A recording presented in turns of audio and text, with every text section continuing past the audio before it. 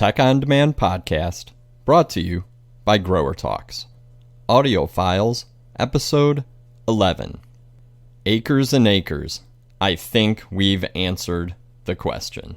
From the June 2023 issue of Grower Talks magazine, written by Chris BEYTES, narrated by the author, Chris BEYTES.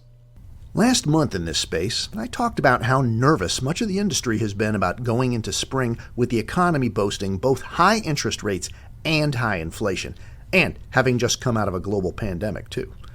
Plus, labor rates and input costs are up massively, and we've raised prices more in the last 2 years than we have in the last 20. Would our gardening customers show up this spring? Have we become too much of a luxury? Well, we're a month further into the season than last time.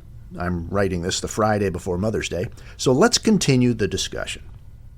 George J. Ball published Volume 1, Number 1 of Grower Talks in May 1937, 2 years before World War II would bring an end to the Great Depression.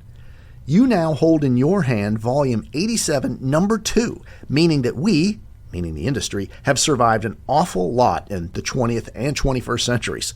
The Great Depression, World War II, the Korean War, Vietnam, the birth of suburbia, the offshoring of cut flowers, assorted oil embargoes and gas shortages, rampant inflation, double-digit interest rates, 9/11, 13 recessions, according to Wikipedia, and the coronavirus pandemic. Also, phone booth stuffing, beatniks, shag carpeting, and new Coke. Holy cow. In fact, not only have we survived, we've thrived. You remember victory gardens? Staycations? Pandemic home offices and homeschool gardens? As an industry, we have proven to be war-proof, recession-proof, and pandemic-proof. And now, at least based on what you've been telling me thus far this spring, I think it's safe to say we are inflation and high interest rates at the same time proof too. That has been your concern going into spring. Will consumers buy plants when inflation and mortgage rates are both at 7%? Double what they've been for the past decade or more. And adding to the mix, did shoppers overindulge on us during the pandemic? Are they tired of plants and ready to invest instead in travel and experiences? Are 4-inch annuals at $7.99 instead of $4.99 the last straw? Well, the answer seems to be no, no, and no. In my weekly spring sales survey, readers from around the U.S. and Canada have been telling me that, provided the weather is decent, customers are coming out in droves and spending without hesitation, and sometimes at record levels. Well, for proof, here's a random selection of comments from my surveys for the last weekend of April and the first weekend of May.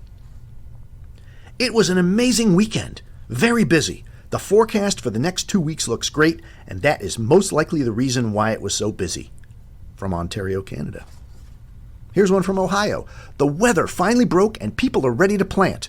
Sales almost matched last year when it was Mother's Day weekend.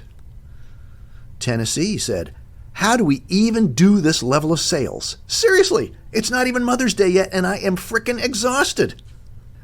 Our weekend is Friday and Saturday because we are closed on Sunday and we had the best 2 days ever. Thankful for our hard-working employees.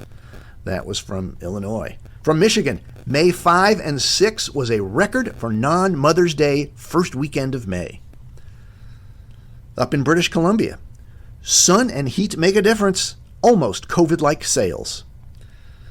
And also in the Pacific Northwest, up in Washington, we had our biggest April Saturday ever, and I give all the credit to the first days of sunshine and 75-degree weather that we've had all year falling on a Friday and a Saturday. As has been said many times in these reports, in this business it's all about the weather, and we certainly felt it last weekend. Well, it's all about the weather. Yeah, well, we know that, but this year I believe it's being confirmed. In spite of the questionable economy, when the weather is good, customers are buying our product, and sometimes breaking records when doing so.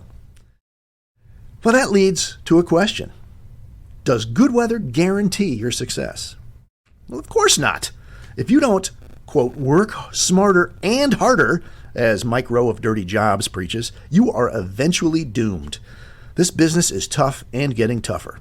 Quality products, inspired displays, smart and attentive staff, excellent marketing, all these are table stakes. But if you stayed in business through any of the calamities that I listed above, you already know that. As I ruminate on how to wrap up this piece, another question occurred to me. Is there any scenario in which we would find ourselves not failure-proof? Well, a giant meteorite would be bad. The end. We hope you enjoyed this episode of Audio Files from the Tech on Demand podcast, brought to you by Grower Talks.